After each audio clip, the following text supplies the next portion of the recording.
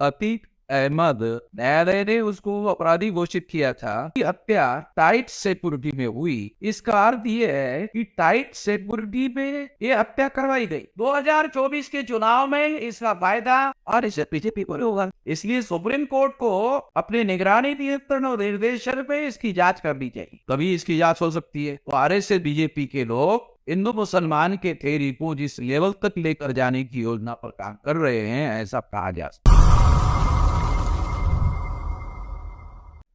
कि बीजेपी और आरएसएस ये ऑर्गेनाइज्ड क्राइम करने वाले लोग। मुझे नहीं मालूम था कि वो 10 बजे के और 10:30 के बीच में एक बहुत बड़ा ऑर्गेनाइज्ड क्राइम करने का जघन्य अपराध करेंगे। अगर ऐसा हुआ, दूसरी महत्वपूर्ण बात मैं ये कहना चाहता हूं कि अतीक अहमद ये कन्विक्टेड व्यक्ति थे, यानी न्यायालय ने उनको अपराधी घोषित किया। न्यायालय ने उसको अपराधी घोषित किया था। निश्चित रूप से वो अपराधी था, उसका समर्थन नहीं किया जा सकता और किसी को भी अपराधी का समर्थन नहीं करना चाहिए। मगर इसमें जो बहुत महत्वपूर्ण और मौलिक सवाल खड़े होते हैं कि जो व्यक्ति जुडिशियल कस्टडी में था,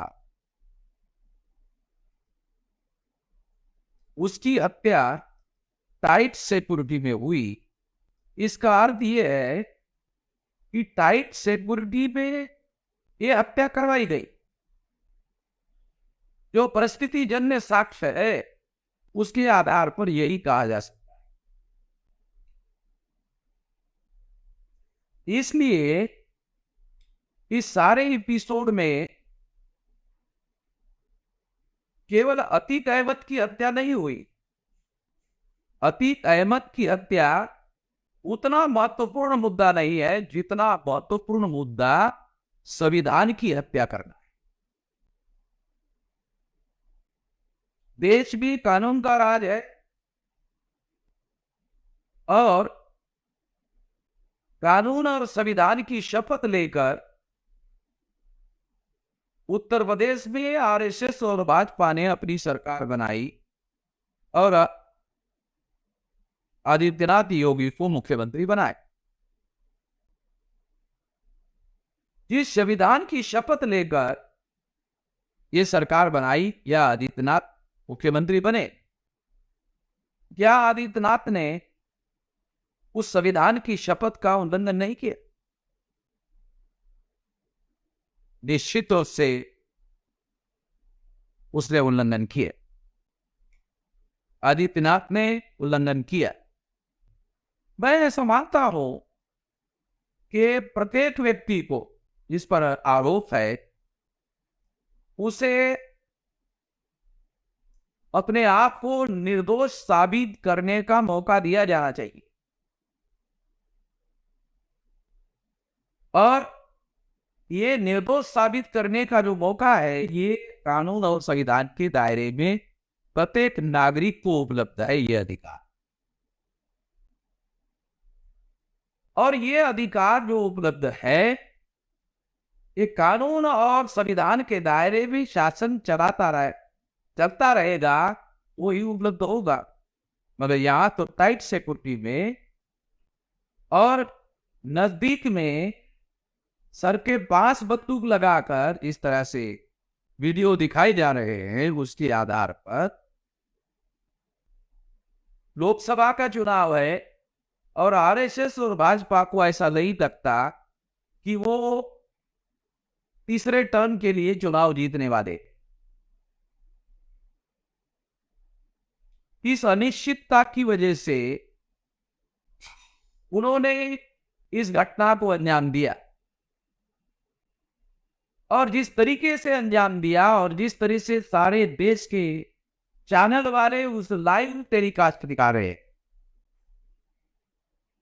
सारे देश के लोग उसको देख रहे हैं, रिपीटेडली सारे देश भर में देख रहे हैं। इससे सिद्ध होता है कि ये सारा एपिसोड हिंदू मुसलमान का ध्रुवीकरण करके 2024 के चुनाव में चुनाव जीतने के लिए ये सारा षड्यंत्र किया। इसके पीछे और एक बड़ा षड्यंत्र ये है, SC ST OBC के लोग जब उस सामाजिक रूप से ज्यादा जागृत होते हैं तो वो RSS BJP के विरोध में होते हैं, और जब वो RSS BJP के विरोध में होते हैं तब वो उनको वोट नहीं दे सकते, तो स्वाभाविक रूप से है। SC ST OBC को प्रतिक्रिया में हेतु बनाकर वोट लिया जा सकता है, उसके लिए मुस्लिम के विरोध में कोई बड़ी प्रतिक्रिया निर्माण करना जरूरी होता है। अतीक अहमद की हत्या बड़ी प्रतिक्रिया मुस्लिम विरोध में निर्माण करने के लिए ये की गई हत्या है, और हिंदू मुसलमान के थ्योरी पर RSS BJP के लोग कहते हैं, कोई दूसरे लोग तो काम करते हुए दिखाई नहीं दे रहे। 2024 के चुनाव में इसका फायदा RSS BJP को होगा। अब जब इसका फायदा RSS BJP को होगा, जिसको फायदा होगा, स्वाभाविक रूप से उन्हीं लोगों ने इस षड्यंत्र पूर्वक ये काम किया है। ऐसा सरकमटेंशियल एविडेंस के आधार पर कहा जा सकता है। अगर जांच होती है तो जांच में ये पता भी चल जाएगा, इस षड्यंत्र का भी पता चलेगा। मगर उत्तर प्रदेश की सरकार या भाजपा की ही सरकार जांच करेगी, ये तो जांच होगा नहीं।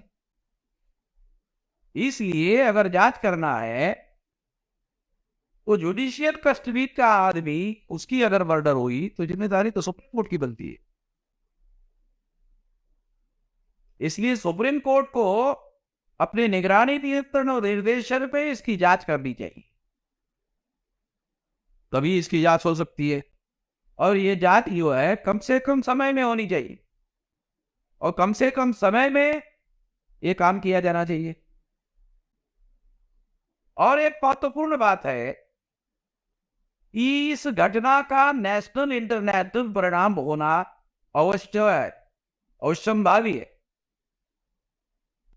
और अगर ऐसा परिणाम होता है,